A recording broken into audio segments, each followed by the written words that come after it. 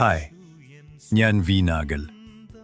എൻ്റെ ജീവിതയാത്രയുടെ അവസാന ഭാഗം നിങ്ങളോട് പങ്കുവെക്കാനാണ് ഞാൻ വീണ്ടും എത്തിയത്. എൻ്റെ മുഴുവൻ പേര് വോൾബ്രച്ച് നാഗൽ. കേരളത്തിനു വേണ്ടി ഞാൻ ചെയ്ത സേവനങ്ങൾക്ക് ശേഷം 1914 എൻ്റെ 2 മക്കളോടൊപ്പം ഞാൻ ജർമ്മനിയിലേക്ക് മടങ്ങി. എന്നാൽ ഒന്നാം ലോക മഹായുദ്ധം ആരംഭിച്ചതിനാൽ എനിക്ക് വീണ്ടും ഇന്ത്യയിലേക്ക് തിരികെ വരാൻ കഴിഞ്ഞില്ല.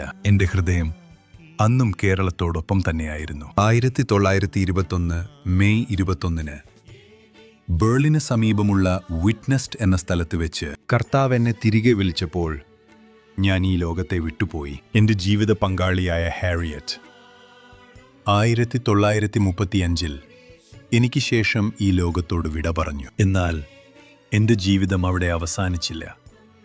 എൻ്റെ ഗാനങ്ങൾ ഇന്നും നിങ്ങളോടൊപ്പം ജീവിക്കുന്നു. 100-ലധികം ഗാനങ്ങൾ ഞാൻ രചിച്ചു. സമയമാം രഥത്തിൽ ഞാൻ സ്വർഗയാത്ര ചെയ്യുന്നു.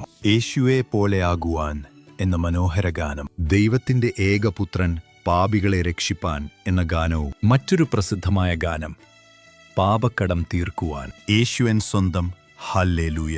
യേശുവിൻ തിരുപാദത്തിൽ ഇരുന്നു കേൾക്കനാം, യേശുവിൽ എൻ തൊഴനെ കണ്ടേ. ഈ ഗാനങ്ങൾ ദുഃഖത്തിൽ ആശ്വാസവും ജീവിതത്തിൽ പ്രത്യാശയും പകരുന്നവയാണ്. നമുക്ക് ഭൂമിയിൽ ഒറ്റ ജീവിതമാണുള്ളത്, ഒറ്റ ലക്ഷ്യമാണുള്ളത്, ഒറ്റ വിശ്വാസമാണുള്ളത്.